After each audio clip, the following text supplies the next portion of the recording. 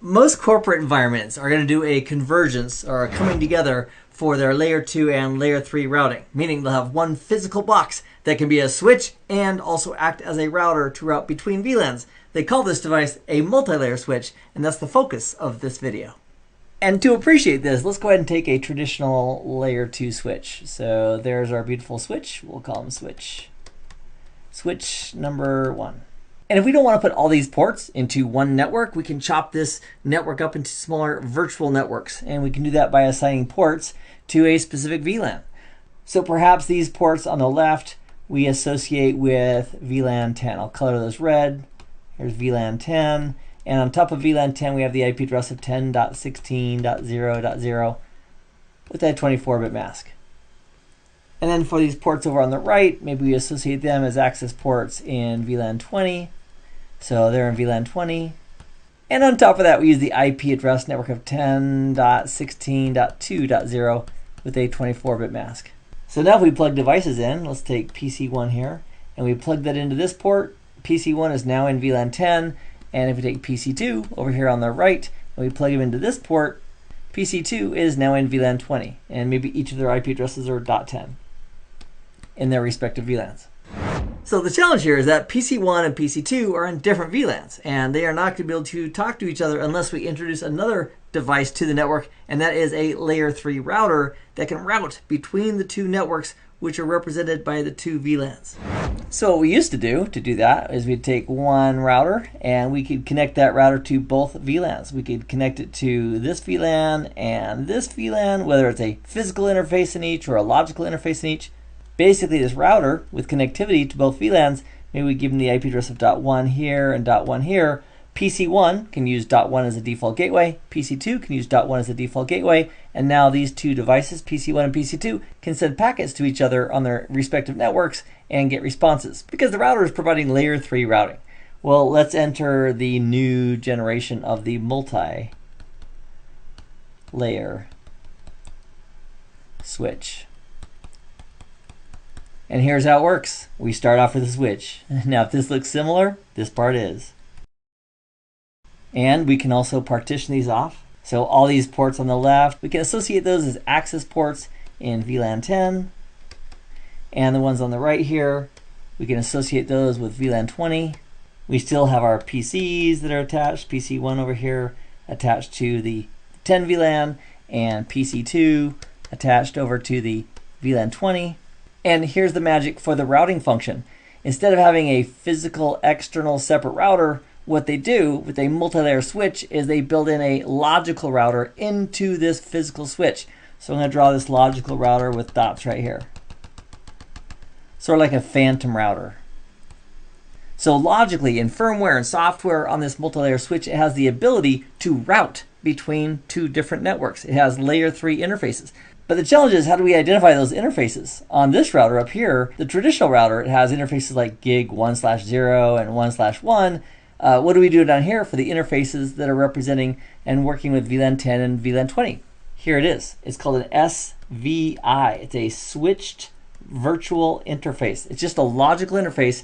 And the way you create them, yes, from thin air, on a multi-layer switch, the way you create those interfaces is say, I want to have a logical layer 3 interface for VLAN 10. You go to the configuration, say interface, space, VLAN, space 10. You press enter, and poof, you've got this logical layer 3 interface named interface VLAN 10. Then we would assign an IP address to it. We train our PCs to use that logical layer 3 IP address as their default gateway. And now PCs can route off of their local networks using the logical layer 3 interfaces, also sometimes called a switched virtual interface, that are now available on this multi-layer switch. So to complete this picture, we'd have interface VLAN 10. We could give it the IP address of 10.16.0.1 on that logical interface. We could create interface VLAN 20 for this VLAN and give it the IP address of 10.16.2.1. Then we'd have routing between those two VLANs courtesy of the logical layer 3 routing capability in these switched virtual interfaces called interface VLAN 10 and interface VLAN 20. So that's how it works. And I thought to myself, wouldn't it be cool if we had a lab where we could actually go in and check out these logical layer 3 interfaces on these multi-layer switches? And the answer is we can. Let me share with you the topology, then we'll go to the interface. So if you're currently logged on to the CBT Nuggets website, you can click the link for the virtual lab. And what we're going to do is we're going to take a look just at Core 1. And Core 1 is an example of a multi-layer switch.